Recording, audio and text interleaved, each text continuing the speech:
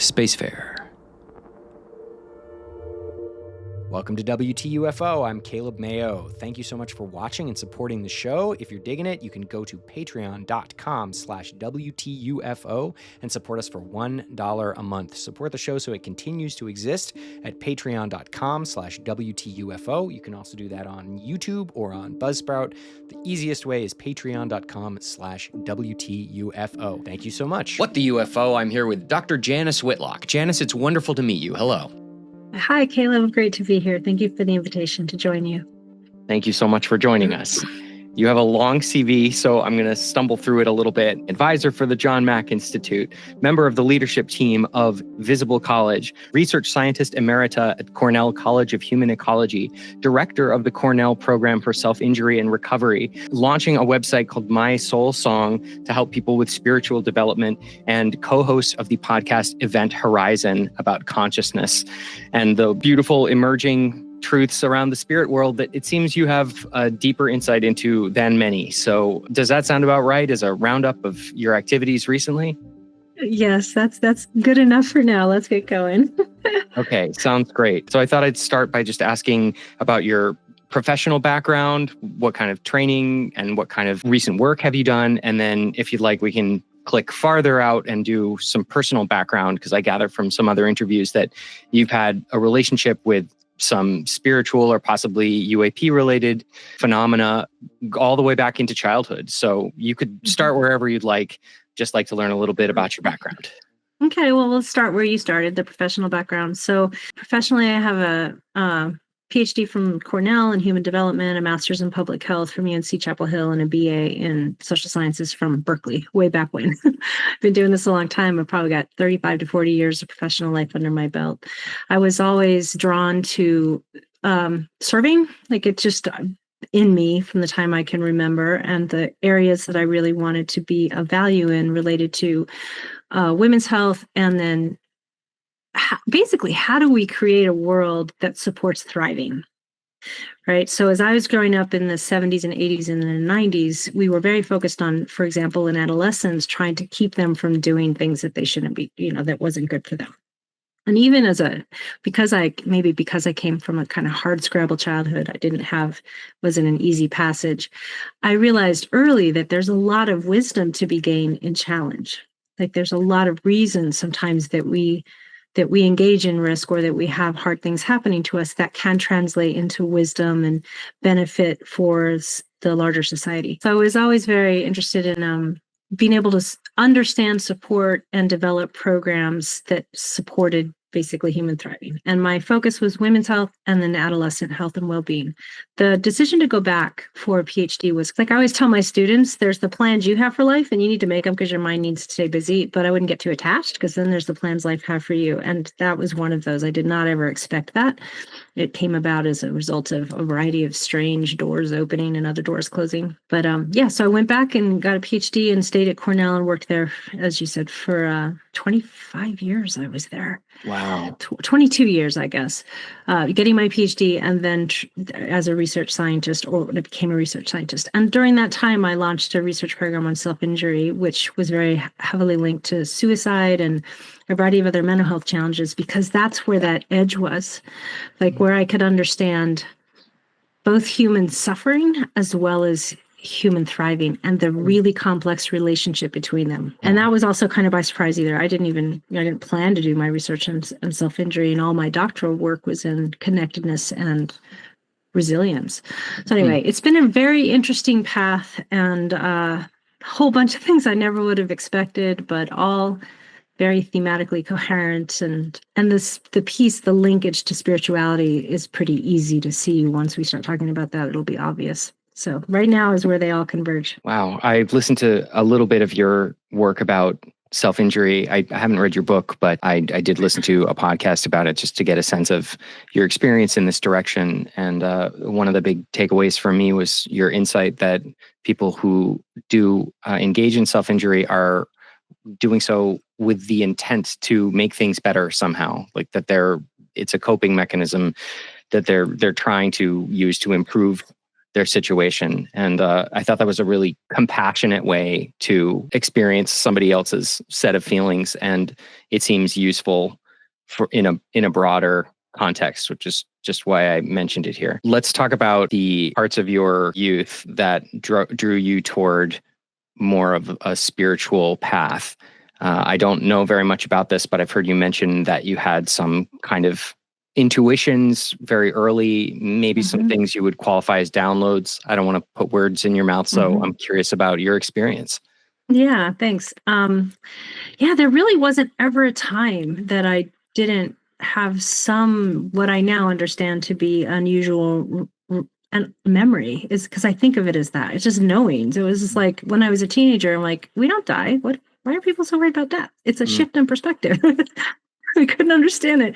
I had memories of other lives starting at about 12. I always had, from the time I was really little, deep connection to nature and to the sky and just stars. I always knew UAP and other beings were real. It never occurred to me to question that. And at the same time, some of the more materialist assumptions and axioms that, we all grew up with just kind of rolled off my back. Like, it's just not true. But it didn't, I don't know, I didn't go to war with it. I didn't argue with people around it. I just knew it wasn't true. And I figured eventually people would understand. But can you give me an example of like a materialist axiom that people take for granted that you knew wasn't true?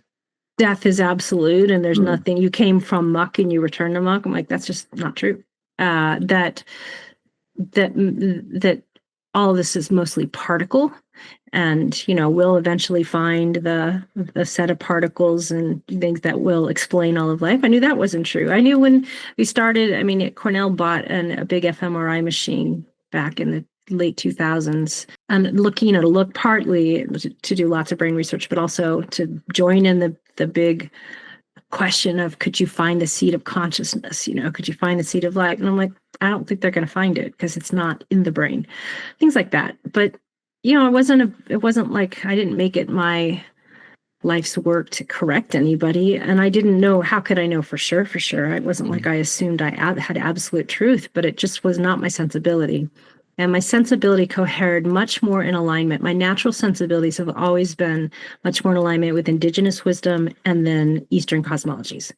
So it started with indigenous wisdoms. I was always attracted to Native American stuff, and Native American studies was my minor in college. And I, like a lot of us who are interested in this area, I read Don Juan, all the stuff that was available in the 70s. There was a finite number of texts, I think, in the 70s. It's just gotten prolific at this point. Who can keep up with all of it? But as I developed, when I started, I knew at the age of 25, I told my partner at the time, and I wrote in my journal, that when I'm about 40, I'm going to have to spiritually reconnect. And even at the time, I did not know why I needed to say that. Why was it so compelling? Why did I need to speak it? What was going to happen? I had no idea. But when I was about 40, the call came, and I just had this tug. I was an academic, and I had 2 young children and a crazy busy life. But I'm like, I got to start. And at that point, rather than wanting to study indigenous wisdoms, I was very much drawn to the Eastern cosmologies, and in particular, Kashmir Shaivism and Advaita Vedanta, but particularly Kashmir Shaivism, which is the more tantric tradition. It's the yogic tradition. Partly because I knew that was where I could go to understand the mechanisms of how this all worked. It's wonderful. There's tons of knowledge already on this planet about the nature of the world. It's not new. We call it, what's emerging from the UAP conversations as somehow new. It's not new. It's been here for a very, very long time, and it's very well known and documented. But our science is slowly but surely converging with the knowledge that's been held in those spaces for a long time. And that's exciting to me. Thrilling and a little destabilizing. Yes, I guess so. I'd love to keep the locus of our conversation around that intersection. And I just want to click back and note that we're in kind of a special quadrant of the UAP conversation here because of your high academic credentials and career, and also your high openness to what people would call woo. You've done a lot of research, not just in a passive way, but it sounds like really actively and probably intellectually, given the way your mind has worked in other parts of your life, into the spirit realm. And I'm just sort of flagging for myself that this is going to seem shocking to some people because even for me, not that long ago, this was a whole new kind of world. And my move into UAP was, nuts and bolts 2 years ago. And then about a year into that, I started reading a whole bunch of spiritual stuff too. And that's like a dozen books by psychics that I can't name. And the Robert Monroe trilogy I found really affecting. And so and then a fair amount of like Kundalini, Eastern chakra stuff, which has the fascinating quality sometimes, as you just sort of alluded to, of being very specific. Like they have 14 names for the different spirit centers, and like these are the 7 layers of reality, or just like way more detail than you would have, like sort of scientific detail that you would expect to come out of a place like CERN, but not yoga. So that's fascinating. And I just wanted to kind of level set for us that I'm basically a neophyte in this area, but I'm very interested in and open to it. And I know a little bit more about some of the nuts and bolts UAP stuff. But I'm very curious, as we start toward that topic, about your general impression of the UAP world, just like the phenomenon. How do you perceive it from your vantage point? Okay. Well, you had asked a question that I only I glossed over, and I spoke a little bit to, and went on, like, I'll just go back real quickly to early childhood. Anomalous experiences were just always part of my world. And I think the most notable is hearing other some voices. I just had knowings that I became aware as a young teen were not from me. It's like, there's something talking to me. It sounded mostly like me, like 90% like me, but there are some distinctions that I now can flag much faster. But at the time when I was 14, when I first became aware that I was listening to something that wasn't me, I didn't even question it really, honestly, partly because when it was happening, I was in a moment of personal crisis and it was giving me advice. But I remember at that time thinking, I don't think I'm this smart or wise. How could I be hearing such wise advice? And it really does have a very particular tenor to it. It's compassionate, doesn't yell, doesn't insist, but is profoundly honest. It never lies to me, even if I don't like what I hear. Like if it's telling me what would be the wisest course of action in a particular moment. So that was happening a lot. And I just started to draw on that. And at some point as an adult, I'm like, who am I talking to? I finally got curious. And then, at some point I'm like, I want to know who I'm talking to. I named it my fellowship because it was kind of what it looked like to me. I could see a circle of beings. Are they NHI? Yes, I think so, but are they related to UAP? I don't know that. And that does get into some of this interesting territory, as that gets like, what's the difference between UAP versus disembodied souls, versus ascended masters, versus all the other categories that we talk about. I can't speak to that to the extent that all of these non-incarnate experiences are non-human intelligence. It seems like a big bucket. Whether they're all linked to craft and other planets, I don't know. And then with that came precognitions of various sorts. I've always had pieces of that. I can't always choose, and I don't think of them as downloads. It's more like a lock goes in a key goes in a lock, and I get access to something that I could sense was there, but I couldn't get full access to. And then I can, and then I go, and I can see all sorts of stuff at that point. So that has increased over time for sure. It's gone beyond just my personal seeing for me and more seeing for the state of the world. That started in earnest in about 2017. this is very silly, but the metaphor that came to mind for me was that all the video content out there in the streaming platforms is available. And if you rent something, you can unlock it and it will, you can access it from the cloud. Maybe that's it. Yeah. It's just that it often feels familiar, like it's been kind of there in kernel form, and like I'm like, inside. Yeah, and I'm like, oh, that's what that is. And then suddenly there's this whole matrix of information, and there's a lot of pieces of information. Anyway, that's sort of that. And I always knew UAP were real, like always, my whole life. I'm like, of course they're real. In fact, I had my second partner, long-term partner, was an abductee, classic abductee, like all the classic experiences. Yeah. From the time he was young. And, when we were together, he would come into our room, and I could always tell when he'd been imbibing that material, because he just had a particular vibe about him, a look to him, I'm not sure, but I always knew. And he would, of course, want to share whatever it was he'd been listening to or watching or reading. And I was always interested, but not as interested as he wanted me to be. And I remember once he's like, why aren't you more interested? And I remember saying, it's not relevant, in the sense, I knew it's like right now, my job on the planet is to raise these children, get my work done, because if I don't do the things I need to do, then I won't be at the right place at the right time. It very much felt like I need to stay very focused. But when 2014 hit, I think it was 2014, somewhere right around there was an NPR report. I was in my car. It had said something about UFOs. I do not remember what it was. I don't remember that it was the focus. I just remember that it came up in the car I was driving, and I heard, in that place that I hear my beings talking to me, disclosure within about a decade or within about 10 years. And my response was, okay, like I expected it. And I remember even at the time going, okay, that was interesting. And then in 2017, when, of course, the articles dropped, it was like, all right, it's time to start getting really ready. And by 2020, it was like, now I need to know. Now it is highly relevant. Now is when it all happens. So that was an interesting piece of my journey, too. There's been all sorts of fascinating things that now make a lot more sense that never made sense before. It sounds like you're learning more alongside the rest of us, but also maybe a couple steps ahead.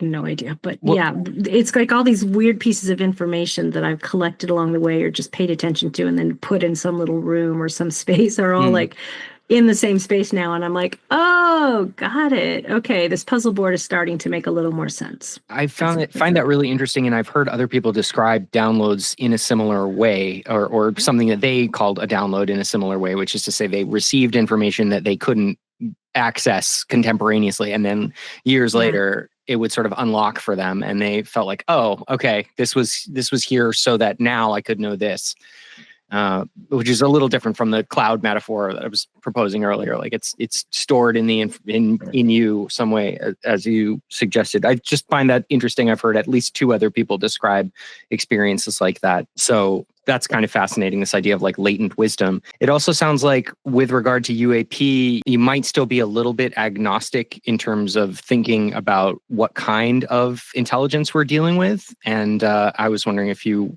would care to expand on that at all. Do you have an intuition that some of these beings are not from Earth, or this is, do you imagine, do you kind of conceive of these beings as similar in terms of their origin, or do you think of them as like diverse? The latter. This is just my rendering based on the information I have so far. So take it or leave it. But my sense is that there are many. There are different kinds. I think some have been here for a very, very long time. I think some predated us by probably hundreds of thousands, if not longer. I think some are not from this planet, but have had an interest in this planet for a while. I think they're in various forms of embodiedness. Some are a little more material like we are, some less so. I think once you start to really understand the deeper nature of reality, which is why, you always know how far into not how far in, but you always know something about somebody's relationship to the UAP world by what you referenced earlier. Have you gotten to the consciousness stuff yet? Because if you haven't, then I know you're just kind of getting going. Because inevitably, as you get in there, as you discovered, suddenly you're reading all this woo stuff you would never have considered like a bazillion years, you know? Yeah. So because it all because none of this is the way it seems. And it is science. And we are getting to the point that we're going to understand the physics of a deeper reality than we've ever accessed. But that reality is where they all sit. And us too. We just don't remember yet, although that's happening. This is so fascinating. Go ahead. Did you have more? Yeah, no. So I'd say that, in terms of, I think there are many. I think that the agendas are probably as diverse as we are, if not more. Involvement has been ongoing, and permeability in terms of bodies, like how they come and go or how they interface with us, is probably also diverse, and from what we would call material and form to the invisible or interdimensional. But don't ask me to bucket and describe any of them. I mean, that part, yeah, don't ask me to do a map of them. That is something I don't feel like I can do. I just know that there are many, and they are very different from each other. It is a little overwhelming, obviously, to enter this part of the conversation, but it's also really exciting. It's interesting that we can't even really get our collective societal pants on to talk about just the sci-fi version where they're physical aliens coming from other planets. Even that is really, really hard for us. So there's this whole second deeper ontological wave about the nature of reality. And one of the ways I've been kind of trying to get my head around it is thinking about the different ways that even the creatures of Earth perceive the world. Sorry, listeners, this is repetitive, but animals can see heat or see ultraviolet light waves that we can't see. And I think it seems likely that we're about to enter into a relationship, or we are gradually realizing that we are in some kind of relationship with beings that have access to parts of reality we can't perceive. And exploring that world is going to be really interesting. So I have kind of a general question about the relationship between science and spirituality, and been kind of musing on a little chestnut that I don't know, may be of dubious value, but I want to propose it to you, that the scientific world is resistant to exploring spiritual territory, but there can sometimes be a reciprocal disinterest from the spiritual territory of engaging with scientific practices to explore and define this heretofore magical land. Because magic sort of wants to defy definition. It wants to be that thing that we can't understand. And there's a way in which we sort of feel we're taking something away from a magical phenomenon to catalog and describe it. And I wonder if you are interested in this tension or want to explore it at all and see it playing out in people or institutions or the world of ideas. Totally. It's great. Such a great observation, and totally true. I mean, that's one of the main takeaways that for me from the recent Archives of the Impossible conference, which I attended a week and a half ago, is that tension is living, it's real, and we're going to need to figure out how to bridge it to the best of our ability. And I get it, as somebody who's both an academic and appreciates the more cerebral and easy to codify, or easy, but at least codifiable ways of knowing that can be transacted around and discussed. I totally understand that. And as an experiencer who regularly experiences other ways of knowing and information derived from that, I also understand how frustrating it can be when the more cerebral types are like, you can't replicate, you can't describe it, you can't codify it, you can't create a method out of it, you can't give me instruments, and you can't replicate it. What do we do with that? And I'm not convinced that it's true, that all those things are true. I think there's probably more we can do to satisfy at least the Western scientific mind, to a point. I mean, there is something kind of ephemeral and impossible to completely anchor and replicate about some of these ways of knowing. They're just different. But grappling with that is very much what I want to do. So there are more scholars who are crossover, who are both experiencers as well as academicians who are starting to think about, all right, how do we honor these other ways of knowing in a way that we can enter into papers and talk about and use to describe, and how do we release some of the rigidity and the inherent assumptions and the positivism and the kinds of, the ontologies associated with the academic world in a way that will allow for that. that is going to start happening. It kind of has to. What it'll yield, I have no idea, but it's an interesting question. It's one I think about a lot, actually. Cool. Thank you for that. Yeah.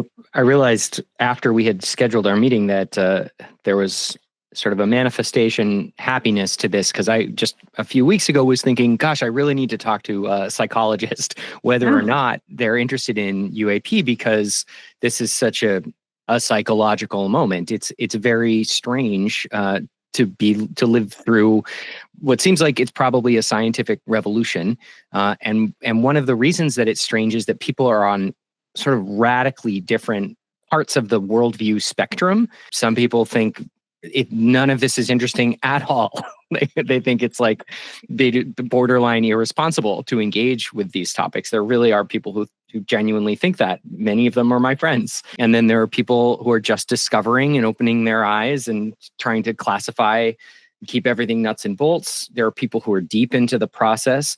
And then there are some people who are kind of, for lack of a better word, spiraling, and who are caught up in a maelstrom of challenging information and feeling a little lost and maybe overwhelmed, understandably. Mm-hmm. So I thought I would love to ask you, and we could maybe break these apart or just take it however you would like, what you think psychologically are some of the best practices in terms of relating to each other as we navigate this tumultuous environment. Boy, isn't that a question for this time in a bunch of different ways? I mean, how can I answer anything other than patience, tolerance, and ideally compassion and curiosity? I mean, frankly, if there's one thing that there've been a few things about this passage. The last 7 years of my life has been really interesting. I've learned a ton, but one of the things I've been saddened by is the lack of human curiosity. I mean, in science, I want to say to my colleagues, look, the backbone of science is curiosity. We should be finding the methods to service that, not trying to shove our curiosity into the methods that we have and then say everything else is, crazy, or yeah, that's ridiculous, especially now, given the number of just strange things that are happening in the world in every single way. I find that irresponsible and frankly, really irritating. And I think there's tons of space for us to develop once our curiosity begins to lead again. And once you open, as you have, and I'd be super curious to know how you got there, as you open again to these anomalies, the Archives of the Impossible is a great example. I don't remember how many collections they said they had, a lot of collections of different archives that are documenting the impossible, the seemingly impossible, poltergeist, UAP, abduction experiences, contactee experiences, the anomalous. The anomalous is not all that anomalous, it turns out. So rather than just keep trying to shove that into this woo corner and then dismiss it, which is disrespectful to the hilt and part of the reason that society is so strained, in my opinion, we need to begin to open to that and figure out what kinds of methods we need to be, and instruments and approaches we need to be able to study it.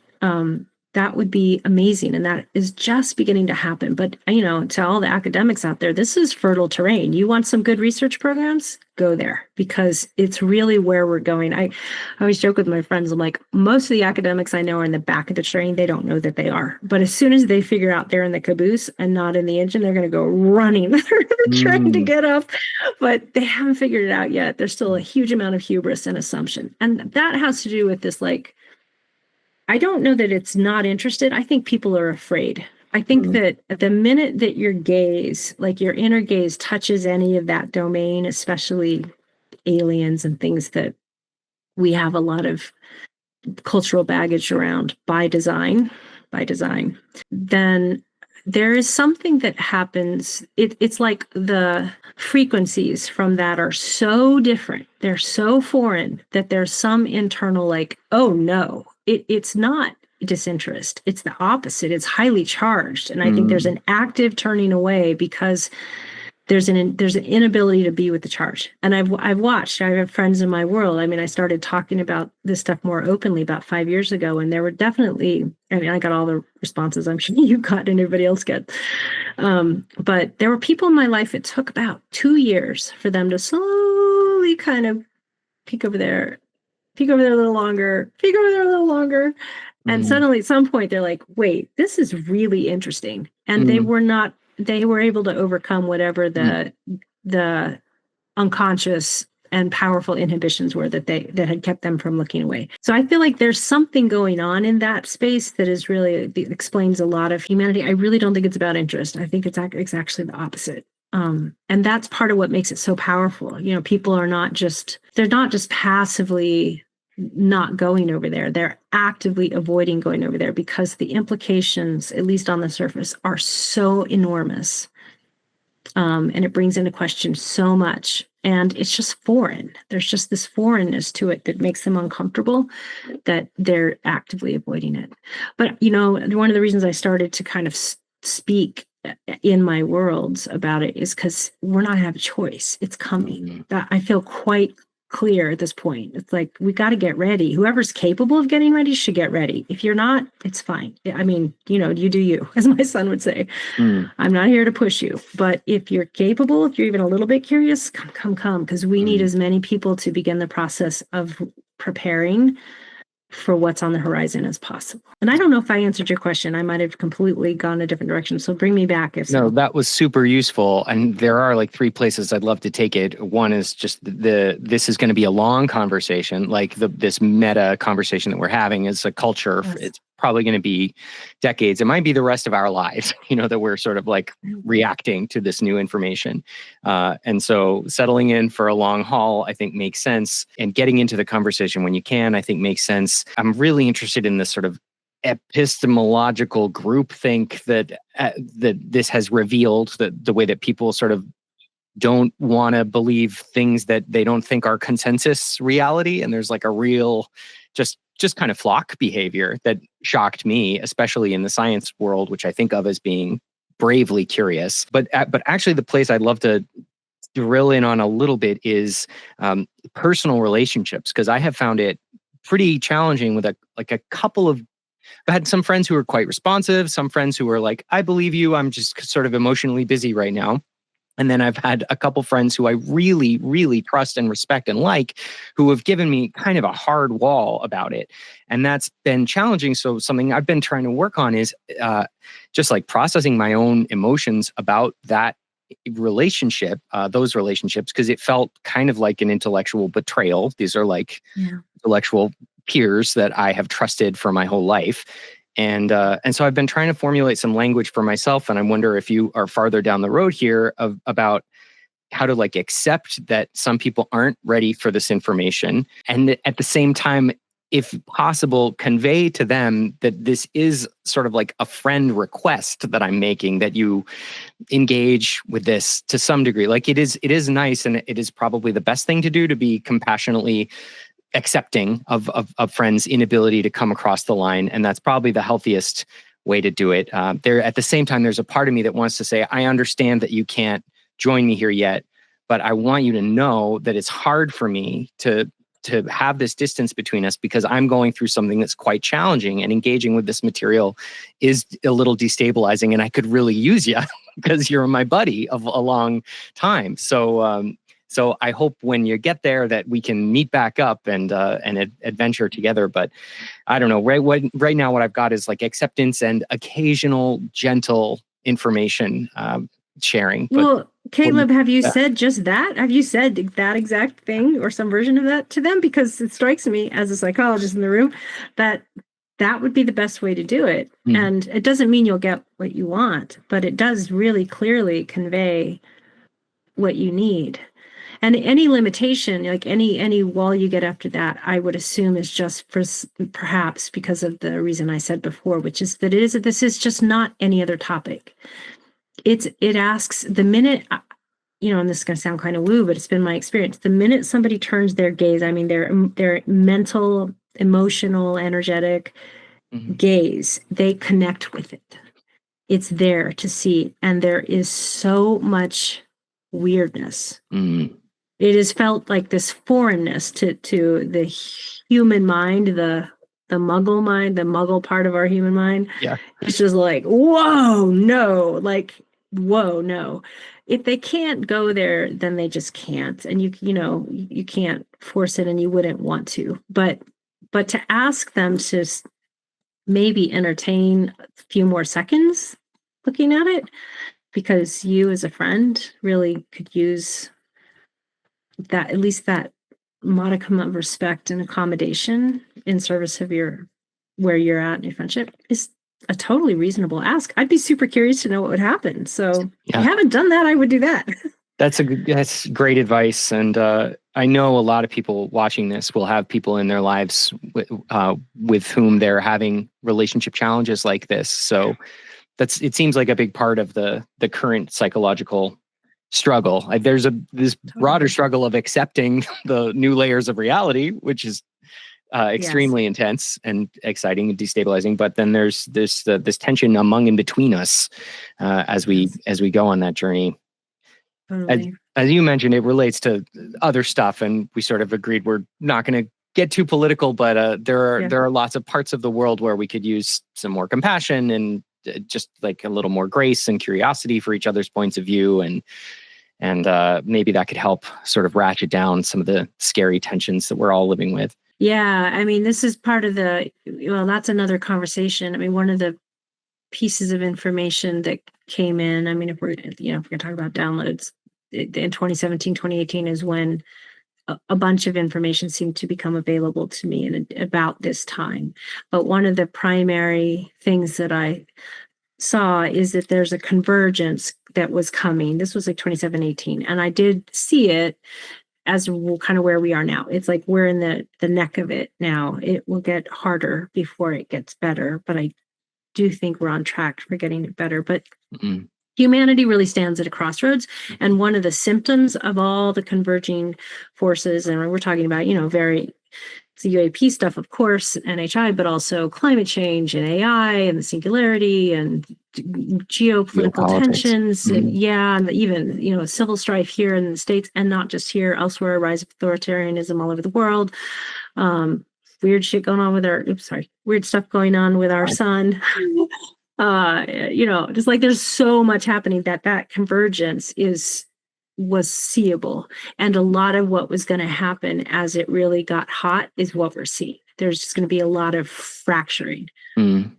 So in every possible way. So it does, in some ways, I look at the structures and the way they are, and I think, oh, this is part of what I would have expected to see. Yeah. Where it goes from here, I don't totally know. But that is kind of the idea of the word singularity, that it's a little hard to see beyond inherently. That's right. That's why we named the podcast Event Horizon, right? And as Darren and I have said, like, we are in it now. We're not approaching it. We're like in the lip of the event horizon where, and as you know, if you reach a black hole, it goes in and like, what happens next? We don't know. But we're all going to find out.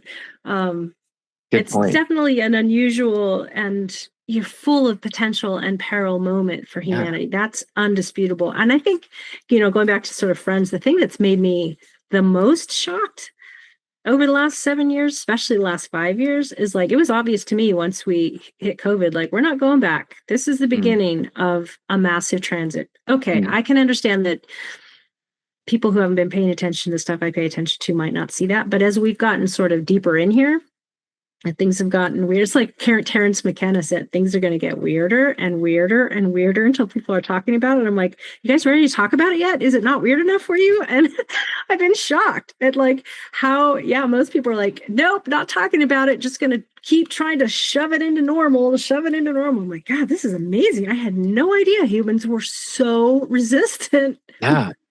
Could be so resistant to what's obvious. It's obvious. Really stubborn, like weirdly stubborn and curious. Exactly. But to that metaphor about the flock, it seems to me like sometimes what'll happen is we'll reach a tipping point and it'll just kind of flood. Like all of us will move at once to this new reality. It'll be like new conversation.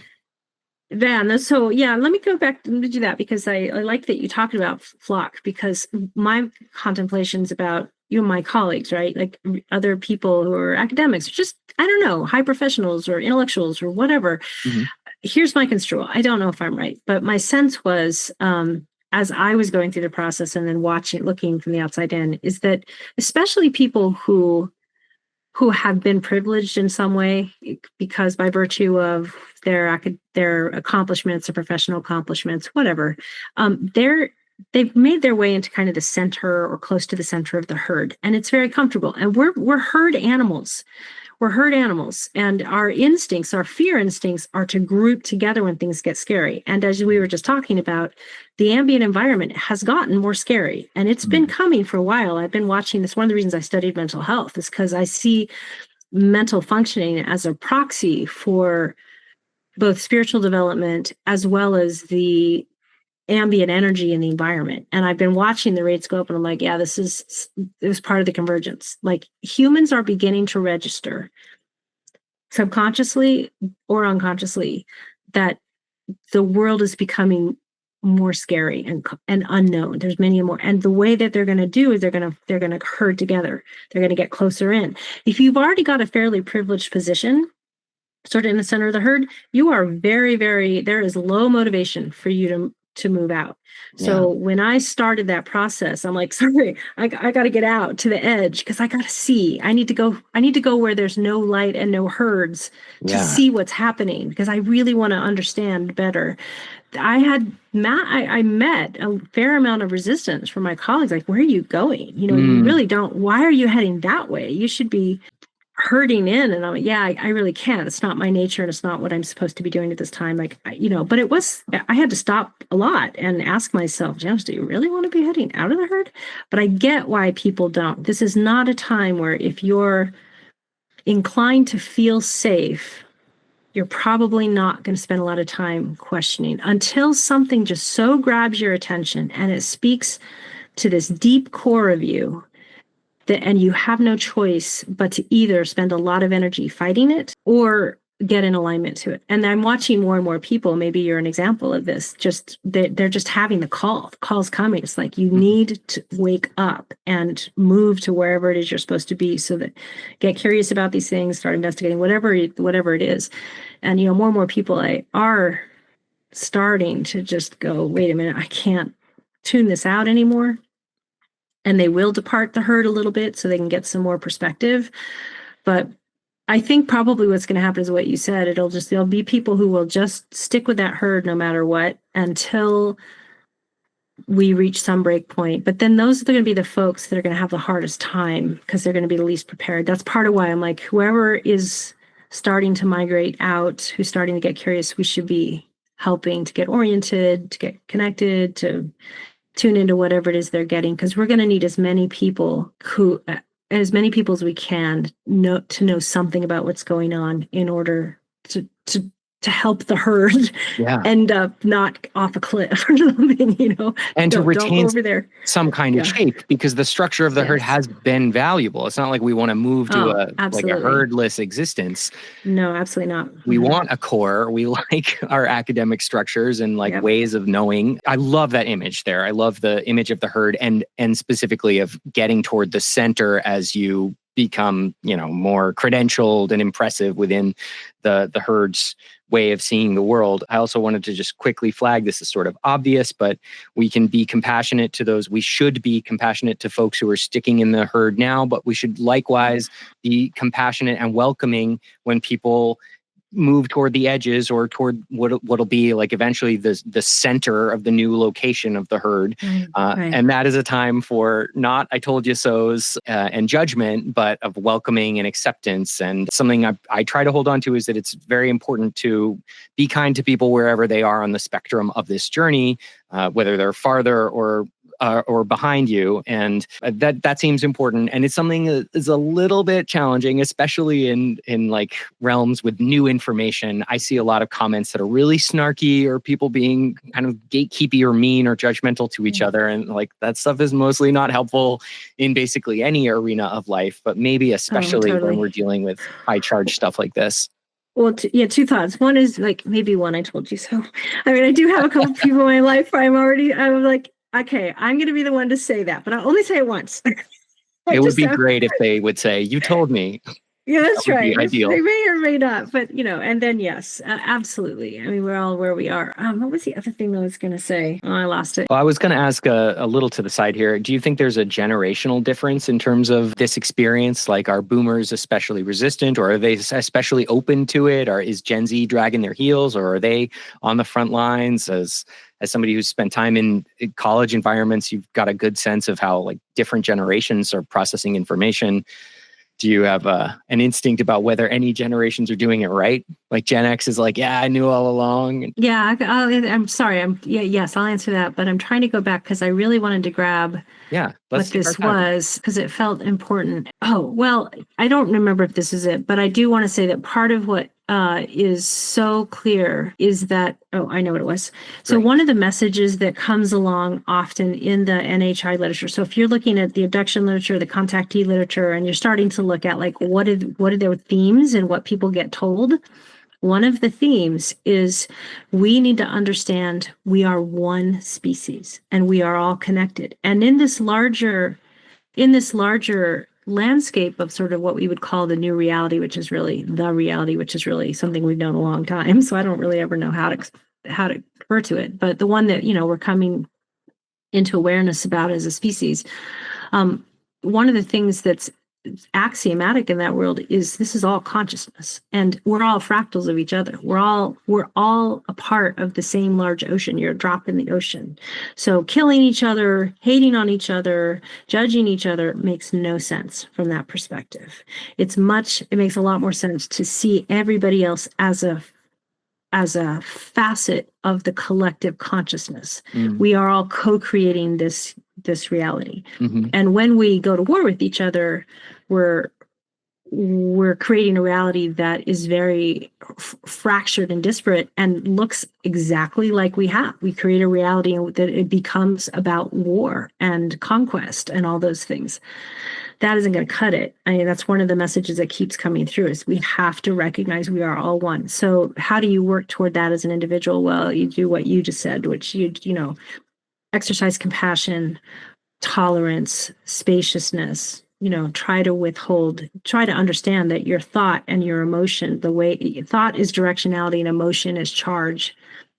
Every single time you even have a thought, even if it doesn't come out of your mouth, you're putting a drop into this collective reality that then becomes form. So if we want the world to look different, if we're frustrated by it, then the answer is not to be criticizing everybody or breaking, but love, connect, be, this is the old one, be what you want to see, because you actually literally are creating reality. That's the message. So I think it's an important message. And I don't think we're going to be allowed to be fully spacefaring and, interactive in the big way until we as a species get that. And that seems like one of the biggest offerings of this moment, but also the biggest challenges of this moment. Okay, ready for go to generations? Sure. Okay. I don't know that any generation has this locked up. My sense is we all have something different to offer. The most interesting facet of that angle of things has been meeting so many people in the last several years, individuals who say, I know I was born for this time.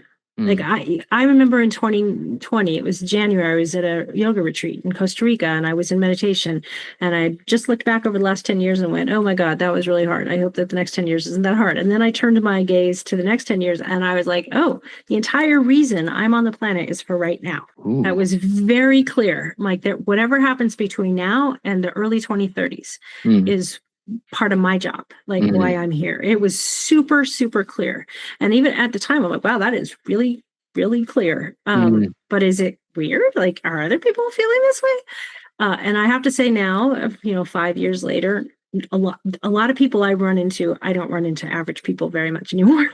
But as you can imagine, the worlds I walk in, but I will run into tons of people who have the same experience, and they're all different ages. Just yesterday, I talked to somebody who I think she must have been in her early 70s. She used almost exactly the same language. She knew nothing about me, nothing. And I was struck. She's like, I know I was born for this time. So my sense is there are a lot of people, and this is, going to get on the woo side for some of the listeners, perhaps, but who incarnated, who took form in order to be of service in this time, because this time has been seen. So I don't know if we can talk about it in fully generational terms. That said, it is my sense. It's always been my sense, because I was working with Gen Z. I mean, that's been most of my professional career over the last 25 years, and my 2 children are Gen Zers. So a lot, I just know a lot of them. My sense is that they carry the blueprints for the next iteration of humanity. Like, I think part of the reason they don't make a lot of sense to themselves or to anybody else is because whatever it is they're here to do hasn't shown up yet. The landscape isn't, we're not there yet. And it is my sense that my generation, Gen X, I'm right on the cusp, but I'm the early part. And some of the boomers, and I can't really speak to millennials. I don't know that generation very well, but I know that there's I meet a lot of people in my general age group who would describe themselves as being a bridge. Like, they are very aware that they're here to get us from help to get us from one place to another. And that's kind of that's how I feel too. And I think that once we cross that bridge, whatever that looks like, I think we're in it now. And assuming we get there and don't blow ourselves up first, which is a big assumption, but I'm going with it. Is that Gen Z will make a lot more sense to themselves. And I think they will suddenly, the stuff that they carry inside in terms of just implicit ways of knowing and things that they designed for societies and communities and new forms of structures for social structures, I think it'll just naturally come out of them. And the younger kids, I think those guys are just going to blow our socks off. The ones that are like toddlers right now, man, I think they're coming in with a lot of the Gen X or the Gen Zers they just remember more about where they were before they became human. Interesting. And yeah, I have multiple examples in my life, including somebody who just wrote me the other day. And she's like, she's somebody in my family. She's 24. She's like, I was just listening. I've been listening to Event Horizon and telepathy tapes, and I've been trying to tell my mom this for the last 3 years, but I haven't had the language. She's 24 years old, You've been knowing about the quantum nature of the universe since you were 21 or 2019. Somebody grew up without lead in her paint. Maybe so. Maybe that's it. I don't know. But I know that is not an unusual, that it's not going to be as big of a leap. Between the, ontologically speaking for them, I think it's not going to be nearly as big of a leap. Interesting. So there probably are some interesting generational trends that we'll be able to kind of look back on and comment about. But mostly right now, it feels like individuals are called to it in some way. The 20s, 30s thing is very interesting to me. I don't exactly feel like I'm called to help in this moment, but I do feel like weirdly focused on it sometimes. Like in some futurism work that I've done in other areas of my life, I think about this decade as like a really important turning point, which is totally. It's weird in the context of broad history to have a 10-year period that matters this much. Probably there are some in like the Middle Ages where I don't know, states formed that otherwise wouldn't have or whatever. But this is the thing I think about a lot is the crossing over of the technological threshold into this like real AI and super AI, and if you're looking for like a ones and zeros explanation of why this is so different, it's one answer is that by the end of this decade, we'll be able to reproduce human intelligence for $1,000 or something. And that might be high at this point. Like we're almost certainly at the point where we've surpassed human intelligence with our highest computational ability, and if you're playing with AI, you can tell it's more functional than us in many ways now. So that also kind of gets to this question of like, why would there be so much interesting activity around UAP? And it maybe suggests that like if there were galactic tourists, whether they're from a spiritual realm or a Zeta Reticuli, this might be an especially interesting time to visit. That this 10 years particularly, but even the 100 previous years more broadly, and that it all kind of leads to this next few years being like a critical moment in humanity, which absolutely. feels strange because, as you say, we could blow ourselves up. It could be really bad. I tend to be an optimist. I feel like it's going to be scary and there's going to be a lot of change. But I sort of think we're going to walk into the 2030s going, all right, it's a new ball game now. And we have super AI at our backs, and we've kind of probably reconfigured the world order a little bit, and political coalitions have shifted around. And I think we're going to have like green fields for a really productive decade or a few decades after that.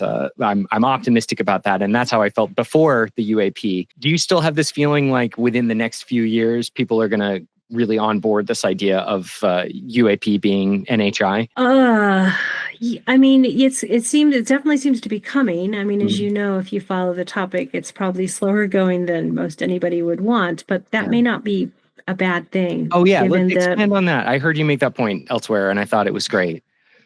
Yeah, I mean, so part of what became really, really clear for me around 2012, and then very much when I got that information in 2017-18, is that the crux here isn't about technology. I mean, obviously it is in the external world. The crux is about consciousness. So if the collective consciousness does not expand sufficiently enough to understand more than we do about the nature of reality, ourselves, our history, then all that technology will destroy us. That's why the consciousness is so, so important. It's what was strong enough to propel me out of the safety of, because I'm kind of risk averse. I know it sounds kind of crazy to anybody listening, but I am kind of risk averse. I kind of like the comfort of the herd, like anybody else. But I was like, I gotta go. People have to understand. And I'm willing to imperil everything on this because it's why I'm here. And I know there's a bunch of others here too, because if humanity doesn't get this, we aren't in a place where there's a middle road. It's one or the other. We either get this, expand, are able to accommodate the profound technologies coming our way, because these are not small. They're massively different.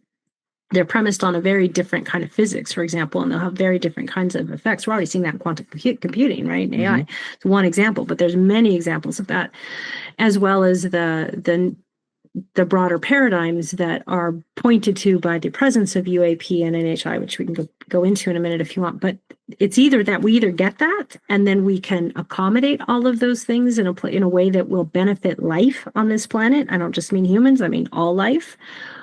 Or we don't. And what happens is those technologies become leveraged against us. They get used by a very small subset of humans, and we extinct ourselves. Or it is used to enslave or hurt life and humanity. So there is no middle path as I see it here. It is one or the other. Like you, I tend to think we have a pretty good shot. I know it sounds crazy given the state of the world, but I think that's the plan. I think that's why there are so many people here and other beings here. I think that's part of the reason for the NHI interest at the moment. I mean, humanity's at a crossroads. I don't think the desire is to see humanity enslaved or extinct. Don't get that impression at all. I think there is deep desire for us to expand. It's exciting. I mean, to be able to remember a little bit more about what you are, where you came from. You didn't just come from the muck. You're not returning to muck. That's not what happens.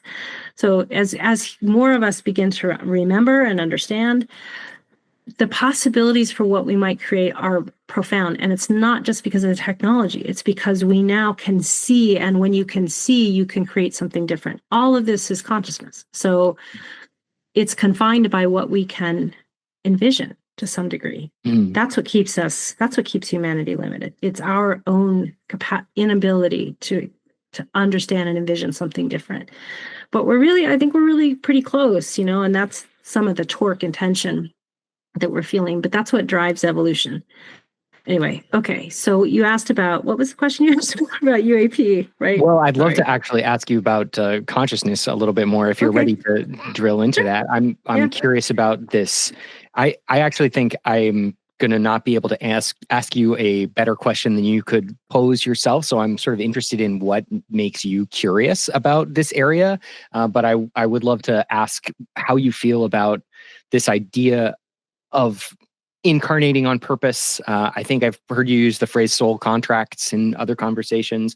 Do you have a strong intuition about that?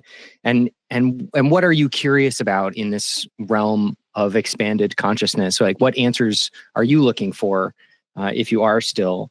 That could be one question. And then I guess more broadly, like, has it changed as you're feeling about this, like, greater than physical consciousness really profoundly changed how you feel about living biologically and about the nature of death and our transient physical incarnation?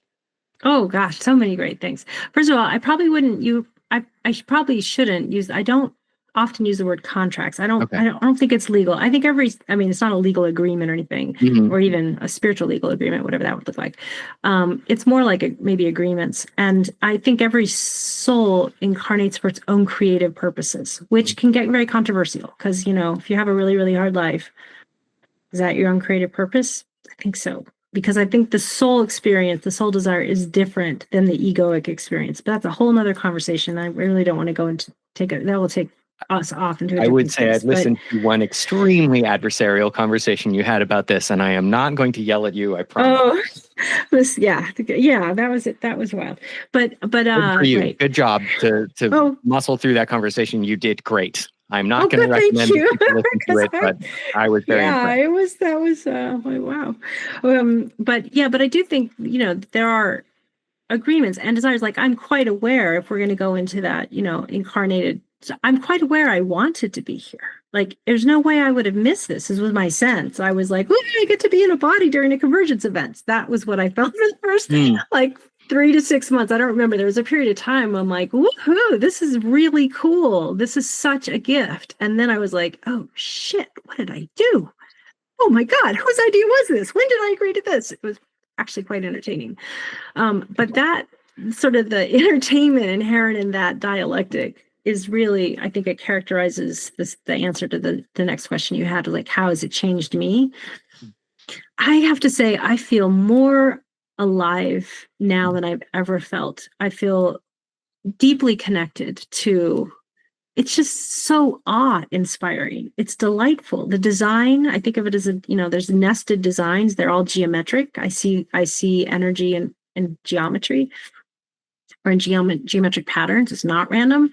And I look at the outer design, at least as much as I can see, and I go, wow, it's unbelievably beautiful. Holy cow. And as I kind of got deeper in here and talked to more people and just, I don't know, did my own deep diving in the places that I needed or wanted more information, it's so obvious we do not die. I'm 1,000% sure. I don't have to question that at all anymore. And I remember the times before and after death. I brought myself multiple times to death remembrances. Like, all right, what happens next? Because I can remember the fear, the throttle, the human, like, oh my God, I'm dying. And I'm like, stay present, what happens next? And then there's always this massive release. I'm like, and it feels so good. Yeah. And so it has left me feeling like, I think a lot of the NDE, the non-near-death experiencers will talk about, just like, I'm extraordinarily grateful for every single bit of life I get. I love the people I love deeply. I think it's very exciting. Sometimes I'm utterly terrified. I'm very aware of what it feels like to be, in human terror. I'm human, and there's lots I don't remember, and that's by design too. And I think it's all spectacular. I was like, this is amazing. So yeah, I think if anything, my forays into this have just, and they've made me more intrepid. I'm less likely to, I'm less likely to hold my tongue. I'm less likely, like, what do we have to lose? You guys, we're headed over a cliff, or we're headed into something monumental. I don't know which it is, but I'm so certain of that I am completely willing to share my sense. And also it's not like I dump on everybody at dinner, but I will use words like, I incarnated. I don't shy away from that anymore. If someone wants to talk about it, great. If they just let it go, that's fine too. But that is my lived experience. And I don't know anymore why my lived experience would be any less valid than anybody else's. And I have zero, I was going to say, what do I want to say? I have zero patience for the hubris of the highly intelligent that write it off. I'm just like, that's, if you're going to irritate me, that's going to be bad. But I don't get smaller. I'm just like, how the hell do you know? You tell me how you know this is fully material. Especially given all the anomalous experiences we all have. What is empathy? What is empathy? How does that work? What is intuition? What is love? There's all these things all of us have that we just take for granted, but they're part of that. You know, if you were just material, if you're just kind of like a robot, you shouldn't be able to do any of that stuff. Do robots have empathy? Not yet. Maybe. Yeah, not yet. And that opens some interesting questions about what is consciousness, right? And, I kind of think of this as bio AI.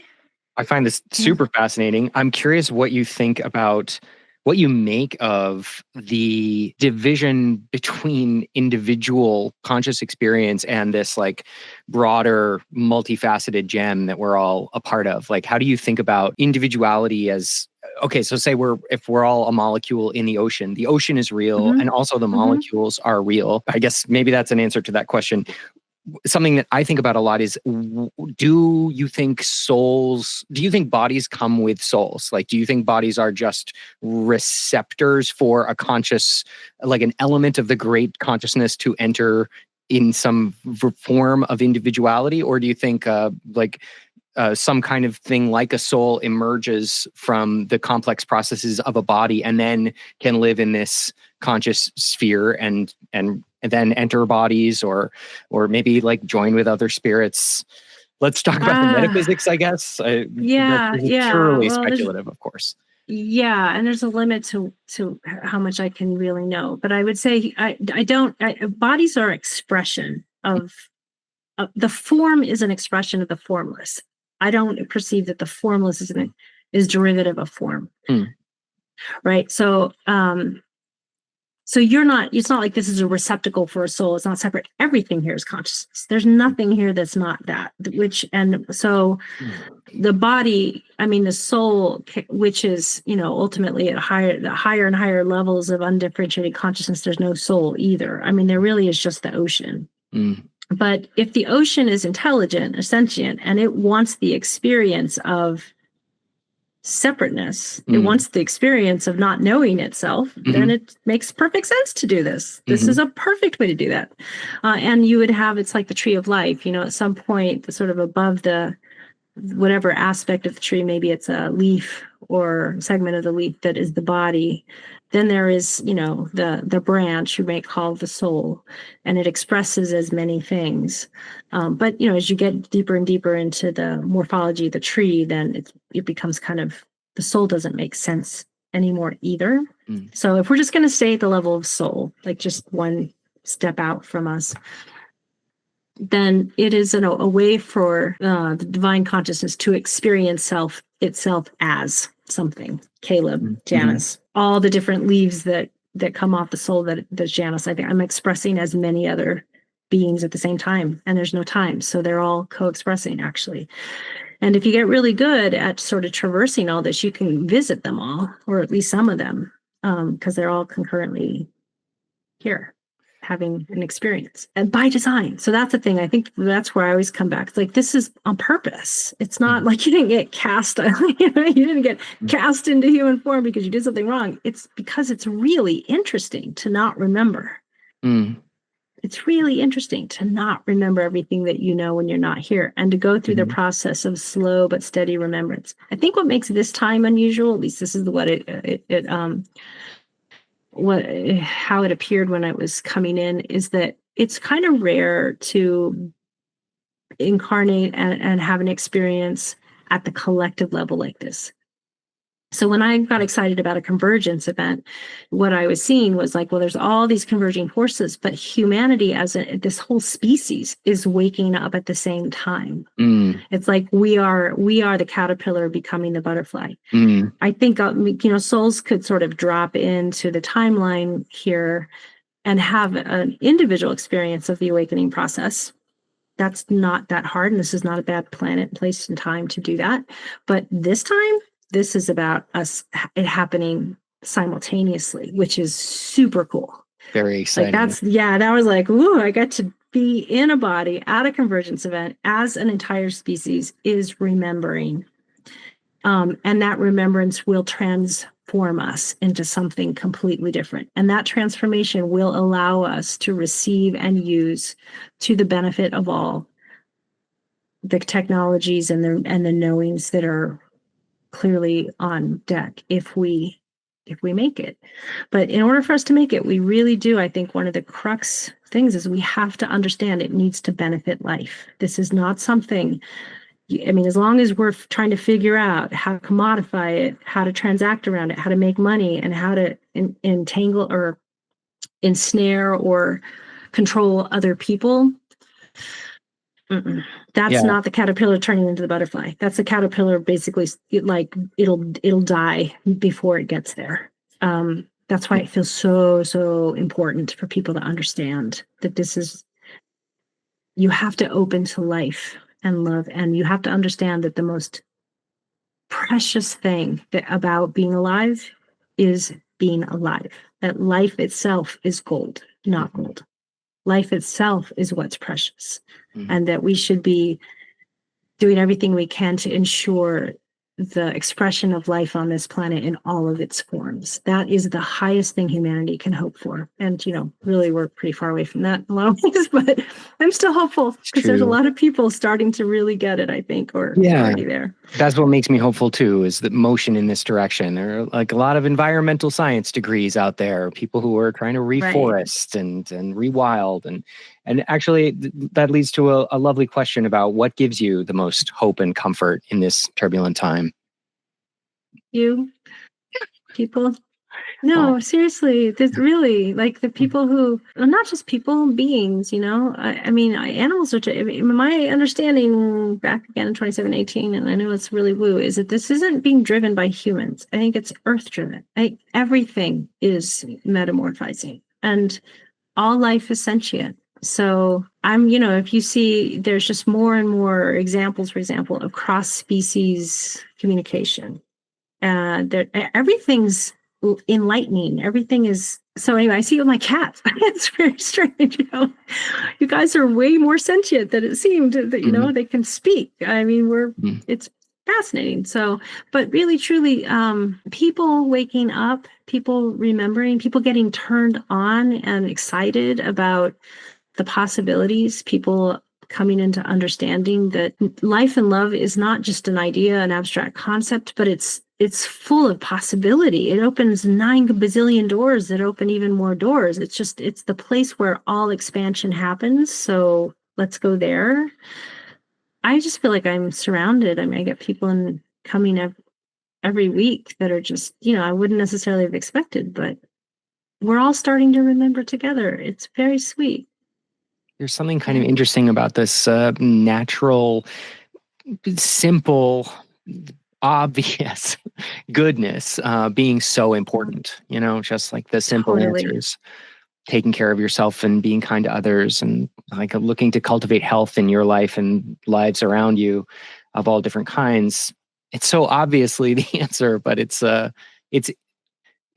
sort of almost surprising to put existential stakes on it. And that is kind of what the current world feels like.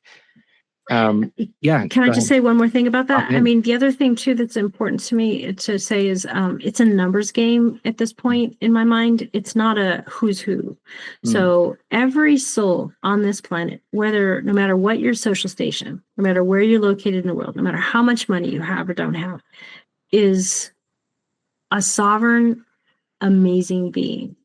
And the awakening process, the remembrance process, happens because more and more and more of us remember. It does not matter if you're the president or living on the street. So I'm less interested in, getting to the who's who, than I am to anybody who's interested in advancing their own understanding and their own direct experience of it, because it really doesn't matter where you sit. And I love that about it. It's like you can be effective in this quantum landscape the more knowledge you have, and it doesn't matter, like I said, how much money you make or where you sit. It is so egalitarian that way that it's quite lovely, and it gives us tons to work with because there are billions and billions of souls on this planet. Well, maybe we should talk about soul songs leading right out of that, like how you are looking forward to helping people open up in these positive ways and heal themselves and those around them. Thank you. Yeah. So I was telling you I was gonna my website, My Soul Song, is gonna be launching here pretty soon. It's my transition way, where I'm transitioning from. Well, I'll still be doing work with schools and with youth serving professionals because that's all in service of too. And mental health really for me is spiritual health. I can do a lot in helping people understand how we as humans express in the world and how mental health reflects some of that and how we can support people. I don't need to go into the woo language or world concepts to do that. So I will still do that. But I'm really excited about working with people who are remembering. That is my favorite thing to do. So my soul song will, it'll be, I have already, people have started to come find me. They're like tracking me down. I have not advertised pretty much anywhere in this world for the most part, but people have started to come, and I'm taking it as a sign from the universe that it's a time for me to start doing some coaching and one-on-one support and then some teaching and training. So that's what will happen through there. And I'm excited to see how it goes. And then I'm still hoping to keep going with some of the academic work and collaborating with people like John Mack Institute and through some of my colleagues who are academics in this arena. And we can start doing some novel thinking, as I said earlier, about how to blend these ways of knowing. And because I really do like to reach large groups of people. I like that. That is kind of what I'm designed for, I think. But anyway, that's what that's about. That's cool. That reminded me of this very convenient fact that a lot of the healthy processes that may also have woo effects have just like totally material ways to manifest in the world. So you can like work out and eat right, and that can help improve your spiritual body. And it should, yeah. No, I mean, I think humanity has been, in some ways, the awakening of humanity has been suppressed through those things. There are a number of ways in which it is not too hard to control humanity. Because we're herd-like, and because we're fairly predictable, and because we're primate stock, and we're fundamentally, we're primate. We should scratch stock unless we want to go to the seeding hypothesis. But basically, we were evolved from primates. Mm-hmm. It's not that hard to keep us controllable, and that's been going on for a long time. That was actually the first thing that I heard. There is a control program in place, and it has been in place for several thousand years, and it is ending. And it's not. Wasn't presented to me as stressful or wrong even. Just, it's like, it's time. Every species has a moment where it reaches this point, or maybe not every species, but species like ours. And it's this time now. And there will be pushback. But one of the ways that happens, that control happens, and the pushback happens is very materially. So if you're out there and you're interested in this kind of stuff, be very, very mindful about what you put in your body in every way, through your eyeballs, through your physical form, through your ears. I mean, they're all, it all matters because it does affect your, in woo terms, your your frequency. And there's a lot of ways to degrade that. And they're all in use right now. So it's funny, we talk about, I know, at least in the circles I walk in, everybody is really excited about the prospect of, humans sometimes becoming telepathic and so forth. And I don't know if you or others listen to the telepathy tapes. Have you heard of? Yeah. Right. So we know it's like, it's real. It's documented. I mean, people are starting to come out. I mean, there's going to be ways, there's more and more courses to take on, how to access your subtle senses. And in fact, that's something I will be teaching too. Not that I can make people telepathic, but I can tell you what to pay attention to sort of work with your subtle senses. But I also laugh because I'm like, people, you really have to understand that as you become telepathic, well, first of all, you're totally visible to people who are already able to read your field. You think that the thoughts you think and the things you do are contained in your own little private space. Nope. So Yikes. So if you don't really want someone peering in, you should probably start cleaning it up now because you're already visible. Second of all, as it becomes more common and we all kind of get what we want, you're going to be even more visible. And this idea of privacy is something people are going to really have to grapple with, because, in the more advanced spaces that a lot of the NHI, for example, occupy, it's not a thing. Like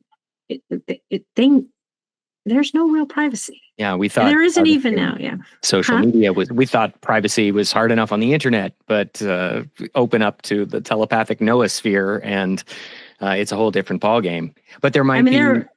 Well, go ahead. No, you go. I was going to say there might be, techniques to kind of close your energy or open it.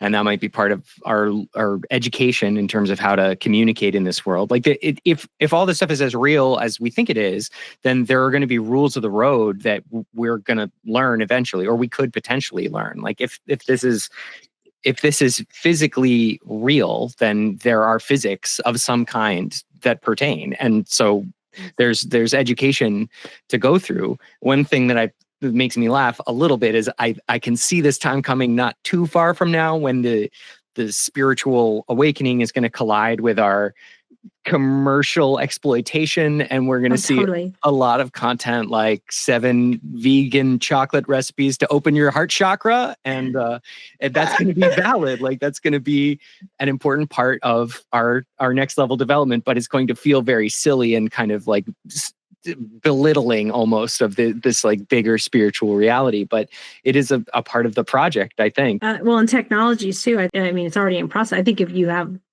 you know where to look and you have the money to buy it, there's already technologies you can use that will assist in the opening.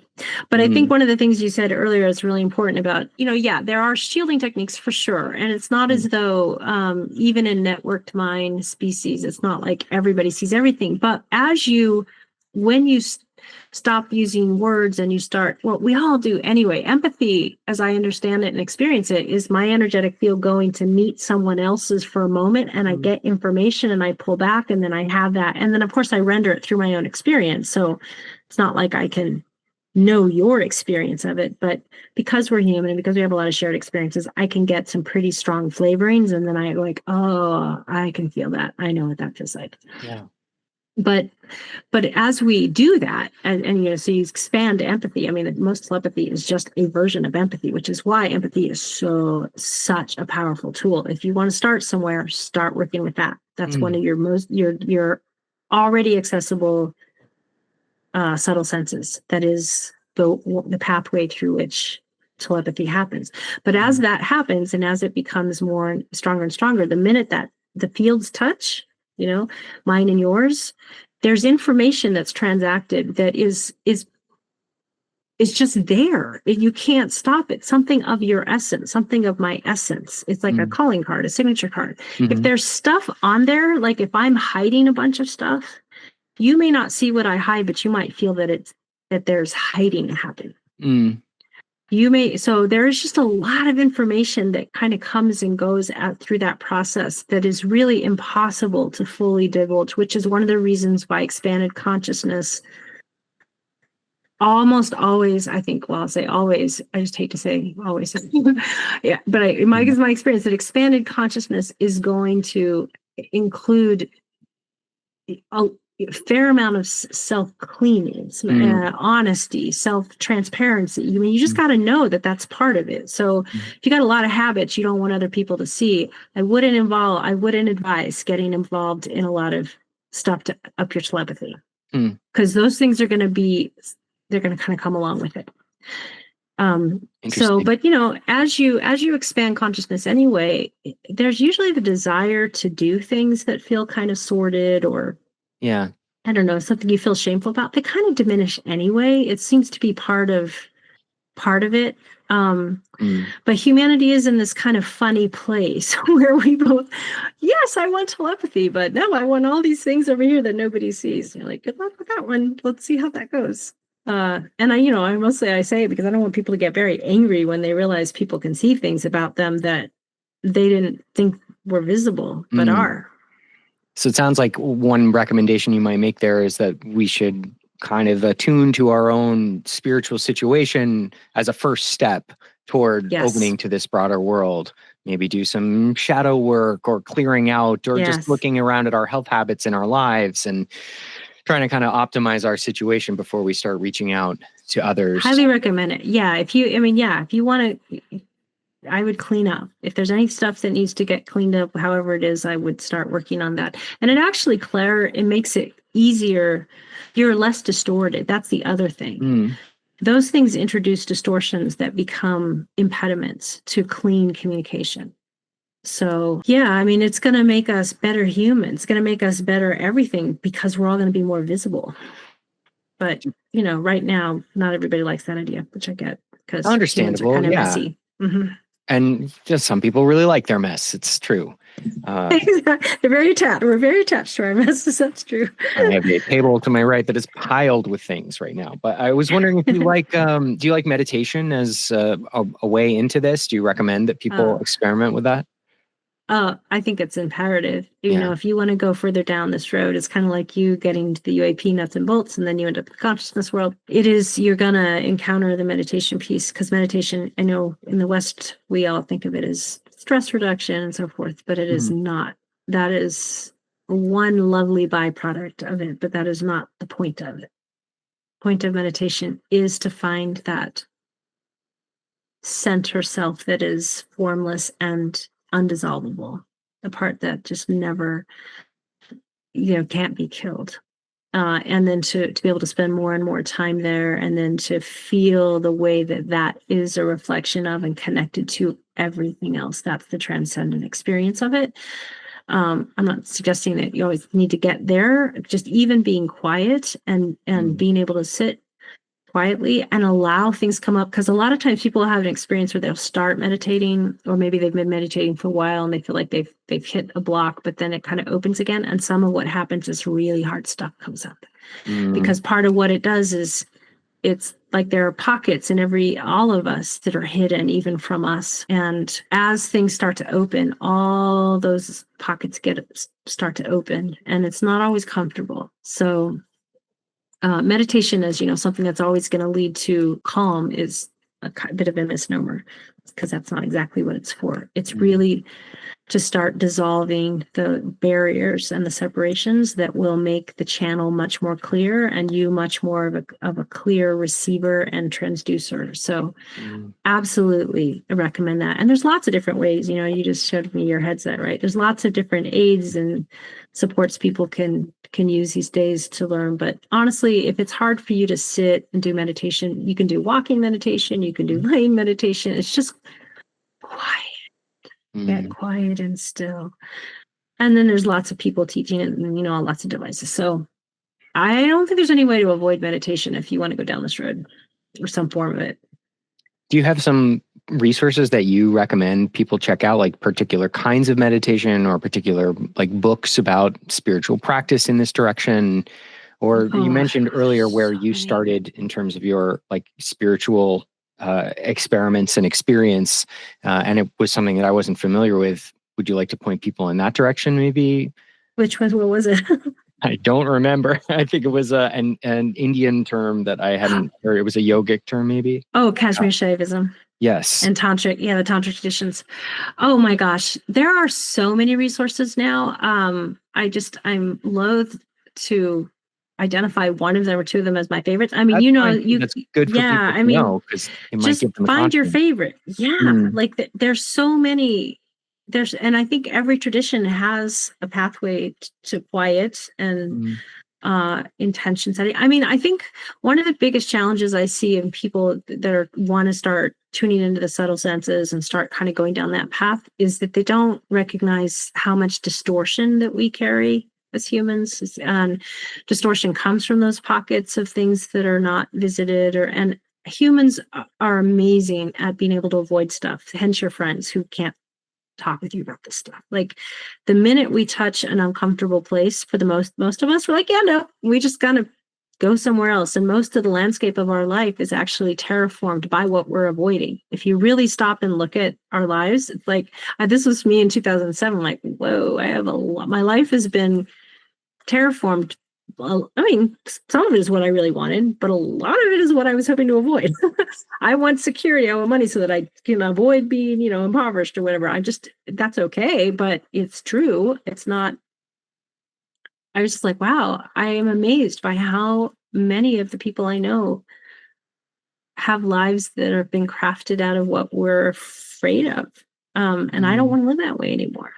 So that was the beginning of my journey. It took a good amount of courage, and I did have to come face to face with things that I was avoiding. And that, some of that was like, go to therapy. Go to therapy. I know you're a light worker. I know you're getting downloads. Go to therapy. There are and deal with the stuff that are the places that you just have instinctively avoided. You may not even know it. It's so habitual, because as you can kind of clear out that space, you're a much clearer channel for information. Because I've seen a number of cases in which people feel like they're getting downloads, they're getting information. I don't doubt that they're getting something, but by the time it gets through all the filters, the human filters, it's so distorted that it can look like it can be completely the opposite message of what may have been intended, which is one of the reasons why academics avoid those ways of knowing.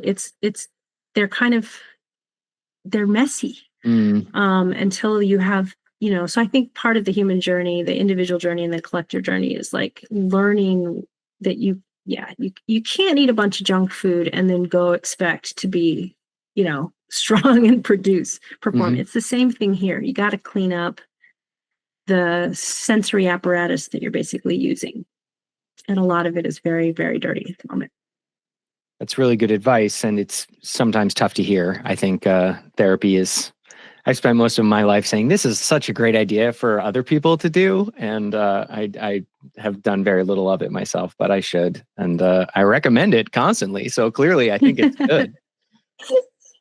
I wonder, as I'm becoming sensitive to both our time now, if there are some areas of this territory that you would like to return to, or to tie up neatly, or just to open up for future conversations, a space that you want to double down on, or a space that you're noodling on. Do you have some last thoughts you'd like to leave us with? Well, I'm mindful that we didn't actually do a whole lot around UAP and HI. So That's if there's true. something you want to ask about that, let's do that. Are they aliens? I should have a better question. I guess communication would be an area. It's an area I like to end with sometimes. It's like, how do you think about the human project of reaching out to non-human intelligence, whether they're extraterrestrial or spiritual or some combination? Is this a project you think we should be working on together? Is it a project you encourage people to pursue individually? What kind of things do you think we should say? How formal or informal should we be? Communication with UAP. What do you think? Well, it's very linked to what we were just talking about, actually, because communication with beings that don't have mouths and speak your language is going to have to be energetic. It's going to have to be, and I mean, it's empathic fundamentally. That's how it happens. So should we? I don't know. That's not a question I think I can answer, because who's we? I don't spend a lot of time trying to go out of my way to communicate with NHI. It doesn't feel like a primary goal for me, partly because I feel very much like I'm here with a very specific mission and job, and that's what I want to do. And so when I ask for communications or when I ask for information, it's really germane to that typically. The rest to me is just kind of a distraction. But I think the process of being able to communicate is very in alignment with what I was just saying. If you want to do that, there are techniques for doing it, first of all, but you really have to pay attention to yourself as are you a clean radio receiver? What's in your way? Because when you're interfacing with intelligences that are not of this earth, one of the only ways for that to happen is for the communications to get filtered through what you know. That's what's going to come up in your mind. So, for example, I remember somebody whose early experiences with an NHI, he was seeing a large, it was like a transformer, remember, the transformers from the robot Avengers. toys. Yeah, it appeared to him that way because he was a child, and that was something that he could relate to. It scared the EBGBs out of him. But we imagine seeing a life-size transformer walking around. But I think that's one of the only ways it can really happen. So knowing your own interfaces, being mindful of that, because it can look super scary. Like things can get really scary really fast because that's part of what's in us, and it gets tapped. So I would say don't worry about communicating with NHA right now. I would do meditate, clean. If you want to go down that road, really pay attention to your readiness and the subtle sensing capacities and stuff. And that's kind of the way I feel. I just don't feel like it's that critical to do the communication. It's more critical to be ready to receive and to transduce in a clean way when it's time.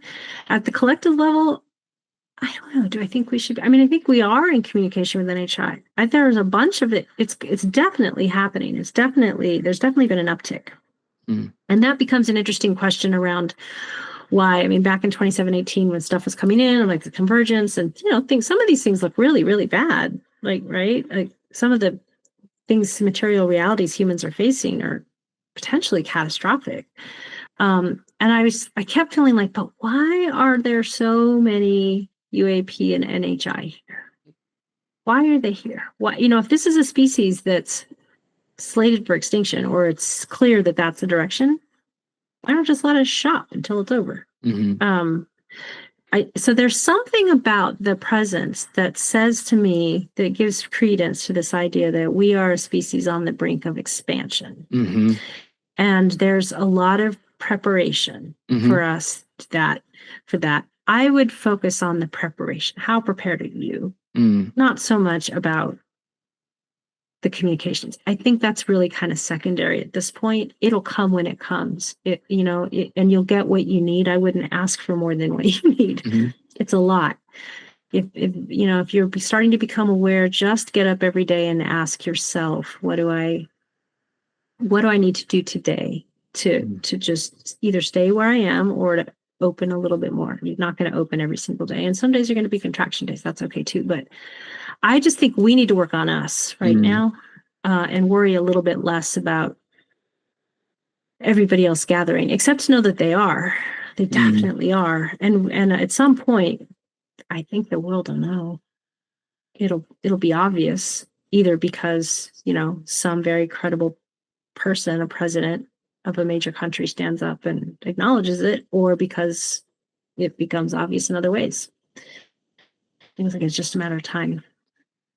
Yeah, at that point, some kind of collective action will probably seem really important to us, and we'll convene political and international organizations to come up with some kind of plan. It's something I've been thinking about a lot. Is your point about the telepathy makes the idea of an international first contact moment pretty challenging. Like if we were going to meet somebody on the lawn of some important building, say, how would we broadcast that event? Like another meaningful milestone I think about sometimes, this is going to sound silly, is an alien on Colbert, a non-human intelligence, visiting a late night television show.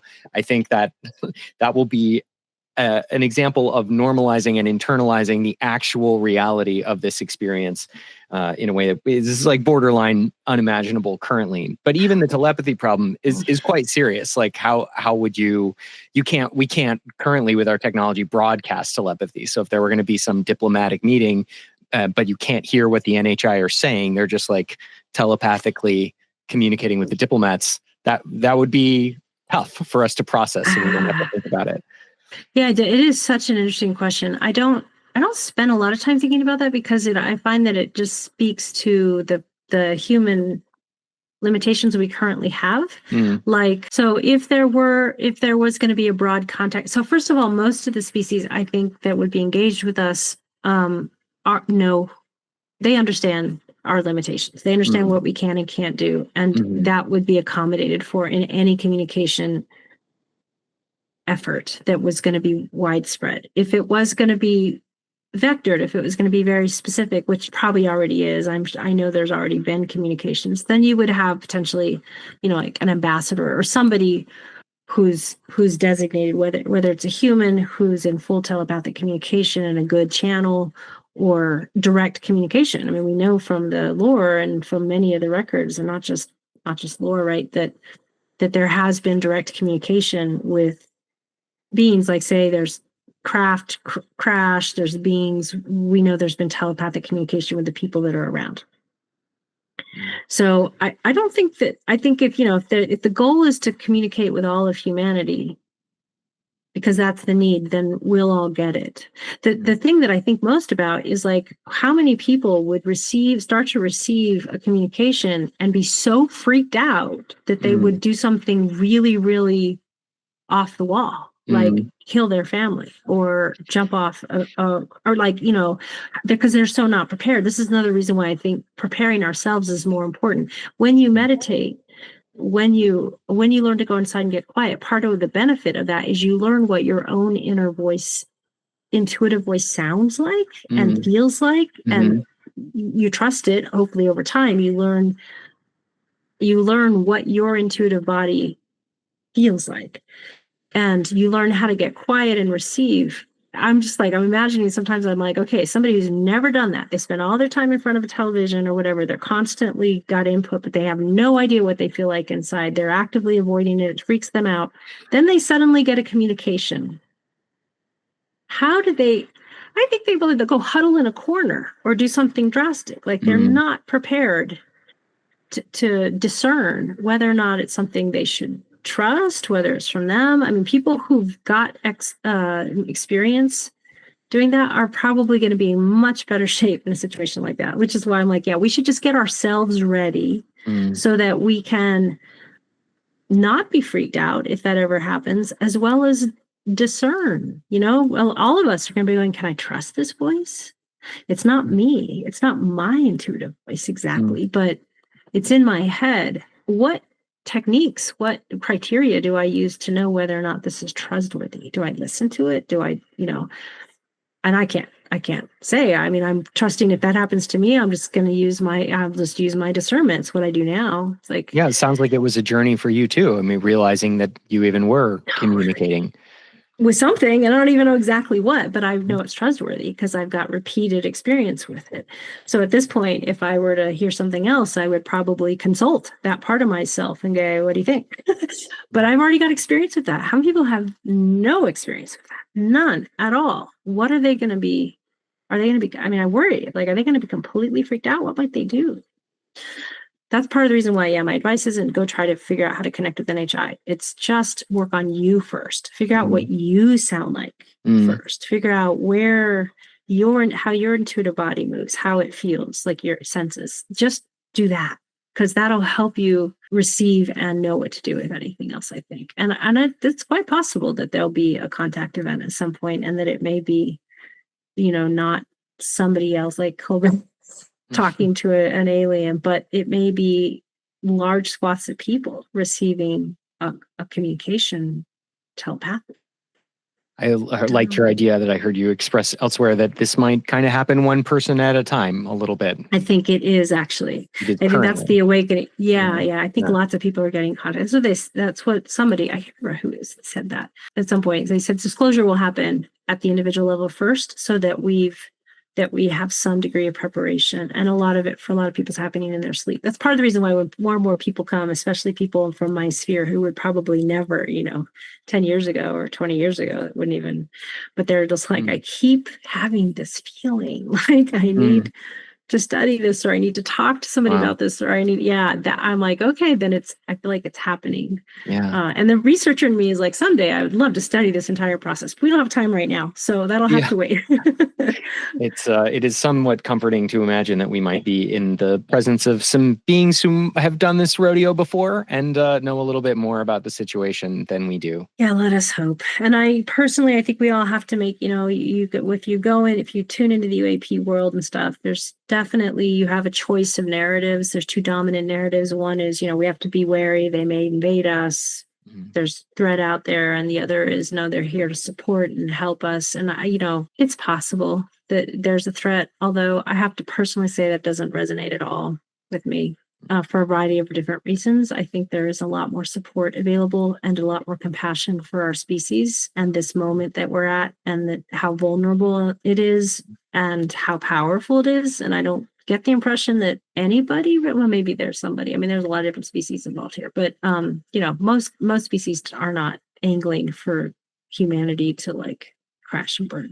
I don't think that's the idea. I think there's a lot of support for our evolution, but they can't do it for us. We have to do it. We have to do it, which means we have to take responsibility. We have to, do the practices. We have to open, we have to advocate. We have to be out here saying, no, we don't want to use these amazing technologies for small numbers of people to get richer. We need it to benefit not just all of humanity, but life, And so here we are having this conversation as part of it.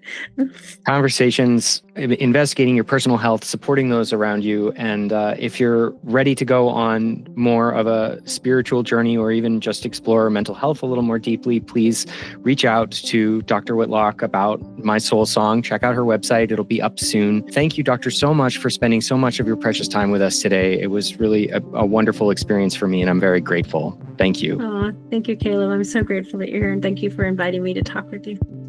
And that's the show. Thank you for watching or listening. If you'd like to subscribe to the show, you can do that on patreon.com/WTUFO or on YouTube or on Buzzsprout. You can support us for as much or as little per month as you would like to. We really appreciate anything that you can contribute. Also, you can check out Spacefair's shop at spacefair.etsy.com. Thank you again for watching or listening. I hope you have a beautiful day.